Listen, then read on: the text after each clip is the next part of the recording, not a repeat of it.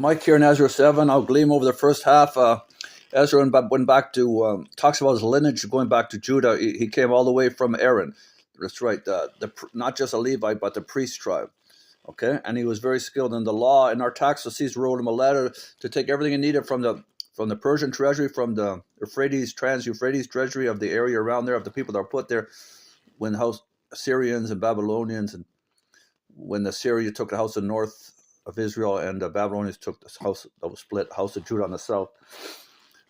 Treasury from there for the oils, for the sacrifices, everything they needed. And then he goes on all the way to here, the verse 23, whatever I'll read to the end of whatever the God of heaven has prescribed, let it be done with diligence for the temple of the God of heaven. Why should there be wrath against the realm of the king and his sons, referring to himself? He was a good king, had a long 40-something year reign, and generally, I think, no wars, because he obeyed the way he let everything go back, the real God of the Israelites, So he had a good life and a good kingdom. And he says here, well, why should God's wrath be against us? So he really helped out, did everything, and God stirred his spirit, just like his grandfather's, while he was great-grandfather, Cyrus. He's the fourth here, Artaxerxes. You also are to know that you have no authority to impose taxes. Here's kind of started this, not taxing churches. No taxes, tribute, or duty on any of the priests. There you go. Levites, singles, gatekeepers, singers, gatekeepers, temple servants, and other workers of God. This is kind of one of the first I've read, way back. It started here, whatever this was, like 400 something BC, before Christ. YouTube, not BCE. Trying to change everything to a carnal world before Common Era. BC, before Christ. Okay.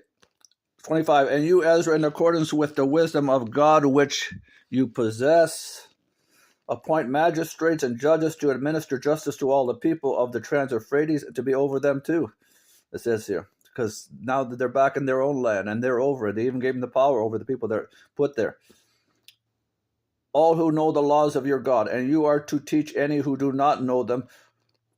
Whoever does not obey the law of your God and the law of the king must surely be punished, put to death, banishment, confiscation of their property, or imprisonment. Praise be the Lord, the God of our fathers, who has, now it's Ezra talking, who has put it into the king's heart, just like Cyrus' great-grandfather, to bring the honor back to the house of God in Jerusalem, extend his good favor to me before the king and his advisors and all the king's powerful officials. Because the hand of the Lord my God was on me, I took courage and gathered, on Ezra talking here now, gather leading men from Israel to go up with me back to Jerusalem and start everything up again. Okay, bye.